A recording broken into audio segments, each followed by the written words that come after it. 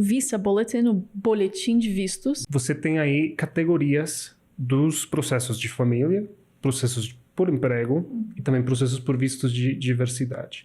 A data de prioridade é o ponto mais importante do Visa Bulletin. E é diferente se você está nos Estados Unidos, se você está no seu país, mas não tem problema, vamos explicar tudo.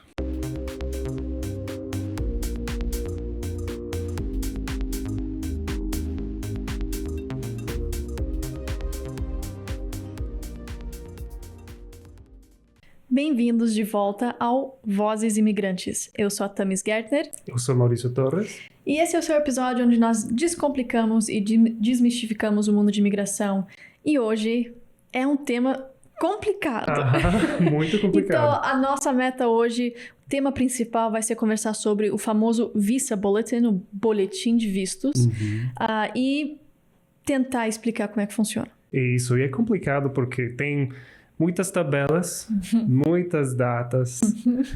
A gente, às vezes, não sabe nem como explicar muito bem às pessoas sobre as datas de prioridade, os dados que o Visa Bulletin tem. Mas a gente vai fazer o melhor possível para que vocês, por fim, entendam bem o que o Visa Bulletin é. É um tema que a gente conversa muito com os clientes. Não só uma vez, eu acho que umas 5 vezes por cliente. É certo que vai acontecer. E é diferente se você está nos Estados Unidos, se você está no seu país, mas não tem problema, vamos explicar tudo. Perfeito. Antes de entrar no nosso tema principal, nós temos algumas notícias e mais ou menos os nossos pensamentos sobre, né, essas notícias. A primeira que nós gostaríamos só de lembrar é que continuam com demoras ao agendar alguns vistos de não imigrantes nos consulados. O mais demorado hoje é o visto de turista, que é o B1, B2. Por exemplo, no Brasil, eles estão demorando em torno de quase 18 meses para agendar. Também na Colômbia, eu acho que são até 2 anos para ter uma entrevista para um visto. E não era assim, né? O motivo da demora, ou então do aumento dessa fila, é a pandemia. É a pandemia junto com falta de funcionários nos consulados, porque eles também sofreram uma redução. Muito. E isso juntou tudo e então aumentou as demoras. Existe como você mudar a data? Existe, né? Você pode entrar toda noite lá e ver se abriram algumas datas, mas enfim, tá demorando. Outra coisa também é que nos consulados em si, eles têm provavelmente as suas próprias prioridades de quais vistos eles querem, né, fazer um pouco mais rápido ou focar mais, e outros que para eles não é necessariamente tão importante. Então, por exemplo, um visto H1B é um visto para um trabalhador vir e uma empresa americana que precisa daquele funcionário. Esses são rápidos, né? Em questão de 1 semana, 2 semanas, você já consegue agendar. Agora, já o de turista continua essa espera longa. Sim. E eu acho que o visto de estudante também é um pouco mais rápido, porque os consulados sabem que você quer vir para estudar, que você tem uma data para o começo do semestre. Exatamente. Então é mais fácil ter uma entrevista para esses vistos, mas o visto de turista eu acho que é o pior. Eu tive um cliente que eu falei assim, olha, eu não faço o trabalho de buscar antecipar a data. Ele falou, não tem problema, eu vou contratar uma pessoa para entrar toda noite. E eles conseguiram, mas mesmo conseguindo, foram o quê? Uns 6 meses. Sim, então, segura um pouco aí os planos, né? Não pensem que vai ser de um dia para o outro que vão conseguir o visto, mas a gente pode conversar sobre estratégias, como é que você pode se preparar para a sua entrevista. Perfeito. E a segunda notícia que a gente queria compartilhar era sobre as versões dos formulários da imigração. Por quê? Porque a imigração tem os seus formulários para todo tipo de processo, mas tem sempre uma data de expiração com ele. Então, por exemplo, o formulário I-140 para o formulário dos empregadores que querem trazer um funcionário para trabalhar nos Estados Unidos, tem uma data de expiração. E se você talvez está usando o formulário anterior, que já expirou, a imigração vai rejeitar o caso e você tem que, mais uma vez, enviar tudo para a imigração. Então, tem que ter muito cuidado com as datas das versões dos formulários. Então, por exemplo, temos o formulário I-140, o I-131, que é... Esse é o mais recente, né? Que você aplica para permissão de viagem ou então um permit para voltar. Ele agora foi alterado para incluir algumas coisas que não tinha anteriormente, mas ele se tornou um formulário muito longo agora, Sim, mais confuso, na nossa opinião. Eu achei que era 5 Não, acho que páginas são, e agora é... sei lá, eu acho que é 12, 14 páginas. São muitas páginas. E esse, a partir do dia 11 de outubro, né, eles mudaram a versão, então tem que usar a versão nova a partir desse dia. Se você deu entrada antes, não tem problema, né? Pode ter feito com a anterior, mas de agora em diante tem que ser a nova. E também não é tão recente, mas o formulário 539 também, para as mudanças de status, também mudou. Então, tem que ter muito cuidado com as datas. E se não sabe, por favor, perguntar. Isso. As datas são importantes nas versões. Mais alguma notícia? Acho que acho não. Que uma semana leve de notícias. Mas, então, o motivo é que o tema merece mais tempo do que os outros. Visa Bulletin, né? O famoso boletim de vistos. A gente quer conversar primeiro sobre uma introdução do que é, depois como é que funciona e também dar algumas dicas de como interpretar ou usar o Visa Bulletin da forma correta. Então, primeiro, o Visa Bulletin, o que ele é? Ele é uma tabela emitido pelo governo, o Departamento de Estado, onde eles dizem todas as categorias para o Green Card, junto com as datas em que eles estão aceitando as aplicações naquela categoria. Quando você olha no Visa Bulletin, você vai ver várias tabelas, várias datas. Enfim, tem que lembrar o seguinte, cada tabela vai ter datas e também algumas colunas de países. Então, sabendo isso, você já tem um norte, tem que identificar o seu país. O Brasil se enquadra na primeira categoria, igual a Colômbia, que é o All Other Countries. Eles estão jogados ali todos juntos. Mas, que mais? Que é a data de prioridade? Então, sim, também tem datas de prioridade quando você já começou o processo com a imigração, mais que tudo com USCIS, Serviços de Cidadania e a Imigração. E também você tem aí categorias dos processos de família, processos por emprego e também processos por vistos de diversidade. Hoje não vamos falar muito dessa tabela, mas a tabela dos processos de família e de emprego é muito importante, porque cada tabela tem a categoria diferente. E você tem que saber em qual dessas você se enquadra. Isso. Então, é muito importante. Agora, a data de prioridade. Quando você apresenta uma petição, aplicação com a imigração, eles vão te enviar um receipt notice, um recibo, que eles já têm no processo. Você vai ter o número do processo e vai dizer num quadro Priority Date, data de prioridade. Essa é a data que você tem que dar uma olhada aí nas tabelas. Então, importantíssimo. Quando você já deu entrada, você vai ter uma data de prioridade. A data de prioridade é o ponto mais importante do Visa Bulletin. Se você não souber a sua data ou não sabe onde encontrar, você não vai saber como ler, porque você não tem o primeiro passo. A data de prioridade, como o Mauro explicou, ele vem a partir do momento que você protocola ou em 130 ou em 140. Então, quando você recebe o recibo, vai ter a Liberty Notice, como o Mauro explicou. Porém, uma exceção. Quem faz EB2 e EB3 por certificação laboral, onde a empresa publica a vaga e faz todo o processo laboral. Essa data ou essa categoria, a data deles é a data em que eles dão entrada na certificação laboral com o Departamento de Trabalho. Então, isso é o Labor Certification, formulário 9089. Na hora que aquele é dado entrada, aquela será a sua data. Então, no I-140... tudo bem, vai ter a caixinha dizendo Priority Date, só que aquela data vai ser a data em que foi protocolado o 9089. Então, isso é uma coisa, só uma distinção entre os dois. E a data de prioridade é difícil de explicar. É o seu lugar na fila, mas realmente é o seu lugar na fila. Tem que imaginar que no Visa Bulletin, cada categoria ali que diz F2A, F2B, é uma fila separada, né? Então, você tem que saber data de prioridade e qual categoria você está. Então, se você não souber, pode entrar em contato, nós podemos te explicar ou, né, é só olhar no seu formulário que ali também indica como você aplicou. Mas vamos supor, você aplicou para um EB2NW, né? O EB2NW, ele se enquadra no EB2. Não tem uma categoria separada para o EB2NW.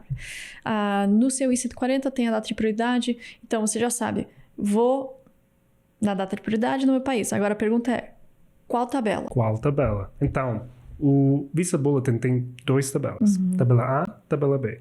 Tabela A vai dizer Final Action, que é como a ação final da imigração. E a tabela B, então, tem Dates for Filing, a data de aplicação.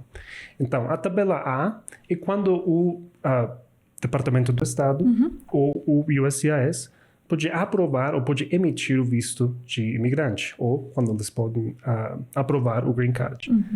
A tabela B é quando você pode começar o processo com o Departamento do Estado, com o consulado, que você pode enviar todos os documentos que você precisa para que a imigração, então, já tenha todas as informações prontas para depois fazer a entrevista.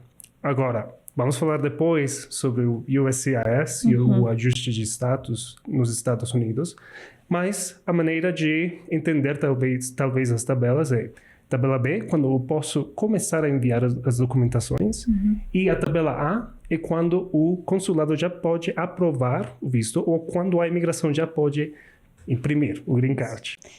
Exatamente. Então, resumindo, né? Tabela A serve para quem vai fazer o processo consular, porque os consulados só seguem a tabela A, que é o Final Action, e a tabela B serve para quem está fazendo um ajuste de status dentro dos Estados Unidos, e tem que pensar que são 2 filas separadas, né?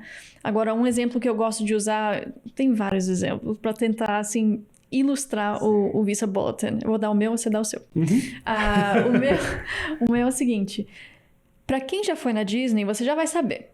Na Disney, você pode ir lá, pegar um ticket que é chamado Fast Pass, que tem uma data para você voltar e entrar na fila um pouco mais rápido. Eu gosto de dizer, o Visa Bulletin segue a mesma lógica. Então, o Dates for Filing, que é a sua data para entrar na fila, é isso mesmo, né? A sua data em que você pode aplicar e entrar na fila. Não quer dizer que é a data em que o seu Green Card vai ser aprovado. Você entra numa segunda fila. Então, quando você, por exemplo, chega na Disney, entrega o seu ticket, você entra numa fila um pouco mais curta, mas é uma fila, né? Não é você entra direto pro sei lá, brinquedo que você vai andar. E o Visa Bulletin é igual. Então, você entrega, entra no Dates for Filing. Quando essa fila avançar até a sua data, aí eles podem aprovar. E aí, quer dizer, você pode entrar e andar no seu... no que você quiser até no parque. Então, essa é a minha teoria, como explicar. Se você não foi na Disney... não tem outra explicação. Mas essa eu acho que é uma forma bem fácil de entender, mas existem várias outras formas de explicar. Acho que a minha não é tanto para a tabela B, mas para a tabela A. Isso. Porque então você talvez vá ao banco, ou talvez você quer tirar a sua carteira de motorista. E você vai ao governo, eles vão te dar uma senha. Uma senha. Senha é o número. O número. E você tem que ficar sentado, dar uma olhada à tela, e então ver se a sua senha já foi chamada. Então você vai ficar sentado e a sua data de prioridade é a senha. E você simplesmente tem que esperar. Você nem pode ver uma fila, mas você está aí. Você tem a sua vez que tem que esperar. Mas quando já a senha está na tela, então você já pode ir e falar com o oficial do governo, ter entrevista e obter a carteira ou o que for no banco. Então, a data de prioridade, você simplesmente tem que esperar. E a tela é o Visa Bulletin. Então, tem que ver se já... Porque talvez você nem estava prestando atenção e sua senha já foi chamada. Então, tem que talvez ir e perguntar mais uma vez. Mas é isso. Você tem que ter um número que sempre tem que ter presente. E depois, então, quando o governo já está pronto para emitir o visto, então você vai à entrevista. Mas por que a imigração vai mudar as datas? Às vezes avança, às vezes tem retrocesso. O que acontece com isso, Thames? Ótima pergunta. Então, no exemplo que o Maurício deu, a tela que você está acompanhando seria realmente o Visa Bulletin. Mas não quer dizer que a tela fica na mesma data ou no mesmo número para sempre.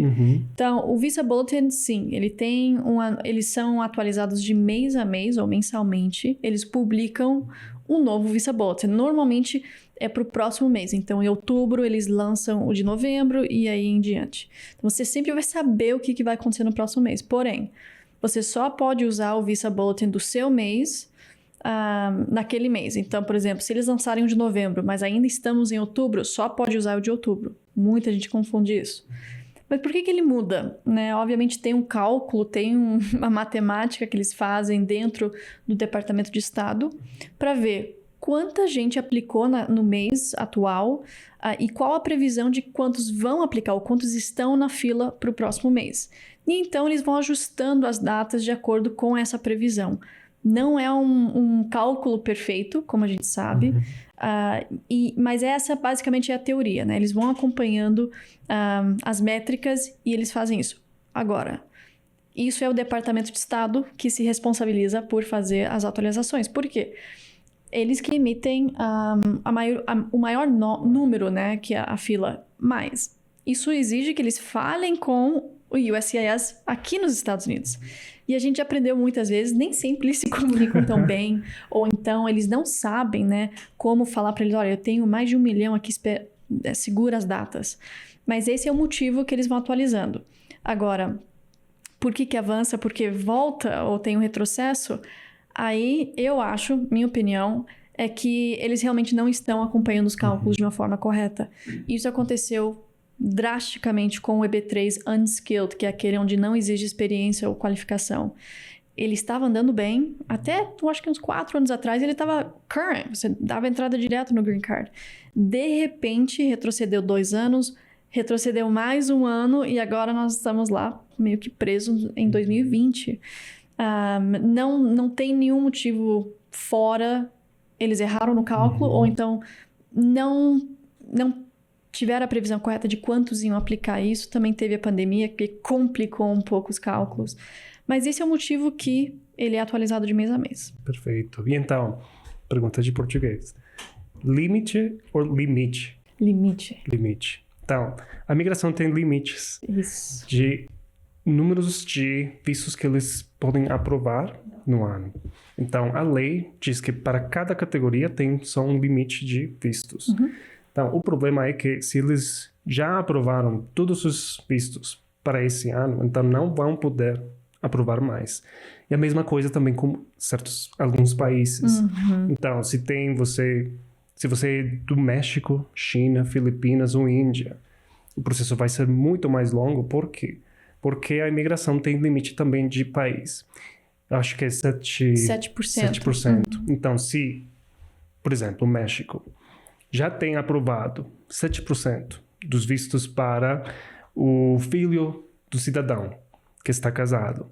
Então, ela tem que esperar mais 1 ano e mais 1 ano. E tem que esperar também ao final da fila, se você deu entrada este ano ou o ano passado. Então, o problema é que tem limite dos vistos que a imigração pode aprovar e também limite dos países que talvez já tem muito mais. Mas Brasil, Colômbia, qual é a situação dos países? Então, a Colômbia, obviamente, ela está imigrando em maiores números, mas ela não tem ainda nenhuma designação separada. Agora, o Brasil, eu já sei o que vocês estão pensando. Eu já sei, porque todo mundo está falando sobre mas o Brasil está imigrando em números, né, que passam dos 7%. Então, nossa opinião, baseada no que a gente conhece da lei e do Visa Bulletin. Eu não acredito que o Brasil vai ser, né, separado como um país separado no Visa Bulletin. Por quê? Eu acredito que o Brasil teria que ultrapassar os 7% em todas as categorias para justificar a necessidade de pôr eles separados. Então, quando você olha no Visa Bulletin, você vê México está mais 7% em todas as categorias. Isso ainda não é real com o Brasil. Só o EB2NW, ele está na faixa de 8%, 9%, mas eu ainda não acredito que isso vai levar o Brasil a ser, por exemplo, designado e a fila vai continuando. Então, acreditem o que quiser, mas eu acredito que não vai ter, né, uma separação do brasileiro ainda. Eu estava pensando também, o visto de diversidade ele não pode ser emitido para os países que têm muitas pessoas imigrando dos Estados Unidos. Agora, Brasil e Colômbia estão na lista que não pode ser, não pode ter o visto de diversidade. Não quer dizer que estão prontos ou que vai ser muito logo para que tenham a sua própria coluna na tabela. Exato. Mas é uma indicação que tem muitas pessoas imigrando. Tem. É um número... E não sempre foram os mesmos países, né? Eles têm mudado os países, né, ao decorrer das décadas. Antes tinha El Salvador, Nicarágua e Honduras como uma coluna separada. E eles saíram e entrou, então, as Filipinas. Mas eu acho que mudar para um país, né, América do Sul, eu não tenho essa previsão. Mas é isso. E só mais uma coisa antes das dicas que vocês querem saber. A imigração, então, vamos falar novamente. Se você tem um processo com o consulado, tabela B é simplesmente para enviar os documentos e tabela A para já ter a entrevista e para que o visto pode ser emitido. Agora, se você está dentro dos Estados Unidos, qual é a tabela que você tem que acompanhar? Então, se você tem um processo de família ou de emprego, a imigração USCIS também mensalmente vai ter uma publicação falando, eu acho que é o mesmo dia, quase. No mesmo dia ou no dia seguinte. A imigração vai dizer, tá, então temos o boletim do dezembro, por exemplo. O boletim que você tem que acompanhar, se você quer fazer o ajuste de status, vai ser tabela A para processos de família e tabela B para processos do emprego. Agora, muitas vezes o processo de família tem a tabela B, que é Dates for Filing. Mas os processos de emprego, até novembro, a migração falou, vamos fazer tabela B, que não era muito comum. Antes, a migração sempre falava tabela A. E por que tal isso? Eu acho que é uma forma de controlar os números, né? Porque se você usa a tabela A, é só uma fila. Quem entra já pode ser aprovado. Mas agora eles mudaram um pouco para dar a oportunidade para as pessoas aplicarem, ter uma proteção no status, conseguir a permissão de trabalho, permissão de viagem. O que não era possível antes. Você ficava aguardando, mantendo o status, até então a data chegar na tabela A. Por agora, eles estão seguindo a tabela B. Eu acho que eles vão voltar para a tabela A, provavelmente início do próximo ano. Historicamente, eles sempre estão seguindo a tabela A para os processos de emprego. Já na tabela B, segue a maioria dos processos de família. Se você está fazendo processo consular, sim, você vai seguir a tabela A. Porém, existe uma fila adicional, que nem todos falam sobre, que é, no momento em que o seu processo é transferido para o consulado, você entra numa fila para agendar a entrevista. Então, não é assim, chegou a sua data, pronto, a entrevista é amanhã. Infelizmente, você está nas mãos dos consulados, alguns estão sobrecarregados, alguns estão bem rápidos. E o Brasil é um desses, né? O Brasil é um desses que está demorando quase 1 ano para agendar a entrevista. Isso é no mundo de EBs. Né? No lado de família, um pouco mais rápido. Mas mesmo assim, não é automático. Então, tem que segurar um pouco a ansiedade, sabendo que vai ter uma segunda fila. Como é que está a Colômbia ou outro país? A Colômbia, eu acho que também com os processos EB você tem que esperar 6 ou 8 meses, talvez, para a entrevista. Os processos de família são um pouco mais rápidos. Eu acho que todos os países, mas se você vai, por exemplo, alguns países do espanhol é Médio Oriente, não? Oriente Médio. Oriente Médio. Talvez é um pouco mais longo. Por quê? Porque tem que fazer mais buscas. Investigação do processo e do background da pessoa. Mas, sim, eu acho que está um pouco mais rápido do que foi durante a pandemia. Qual foi o país ou o consulado que foi mais rápido em termos de EBs para você? Acho que países na Europa. Londres, né? Foi um que foi muito rápido. Muito rápido. Eu tive um na Alemanha que, sim, 3 semanas já estava agendando. Dá para mudar de consulado? Dá, mas é bem difícil. Você tem que provar que tem uma residência naquele novo país, que há uma necessidade de transferir. Então não é assim, eu sou do Brasil, mas vou lá para a Alemanha. Tem que ter algum vínculo com aquele país e direito de entrar para poder então transferir. Mas se não tem, a fila então está nas mãos do seu consulado do seu país. E só para terminar, eu sei que talvez você está pensando, bom, se é melhor agora fazer o processo dentro dos Estados Unidos, porque estão usando a tabela B. Então, talvez eu possa viajar como meu visto de turista, ficar e fazer o ajuste.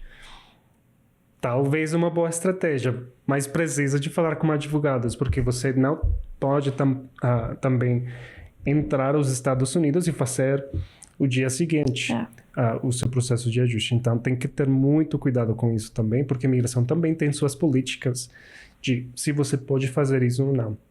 E o que eu falava com um cliente também é, se você entrou, mas se você tem que esperar, por exemplo, 3 meses, não sabemos se o boletim nos 3 meses depois vai usar a tabela B ou vai voltar à tabela A. Então, talvez viajar não é a melhor coisa que você pode fazer. Exatamente. Se você quiser saber um pouco mais sobre as mudanças e tal, no último episódio nós conversamos sobre mudança de status, os benefícios, as vantagens, desvantagens e também os riscos de fazer isso. Isso já inclui também um ajuste para uma categoria do Green Card.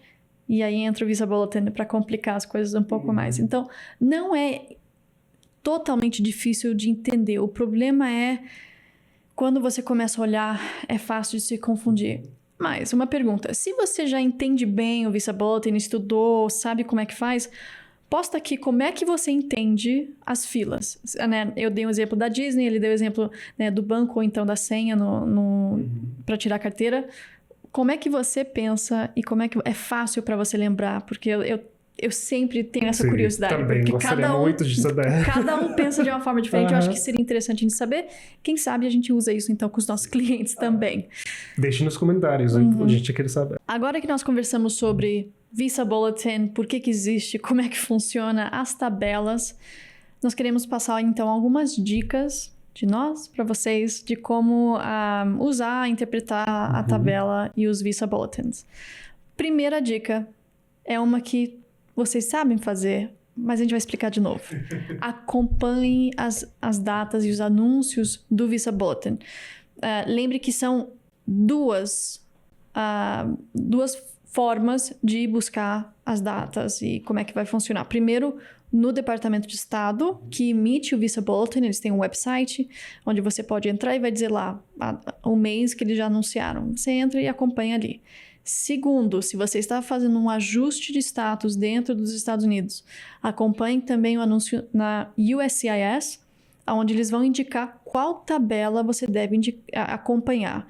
Se você está fora dos Estados Unidos fazendo o processo consular, só seguir o Visa Bulletin pelo Departamento de Estado.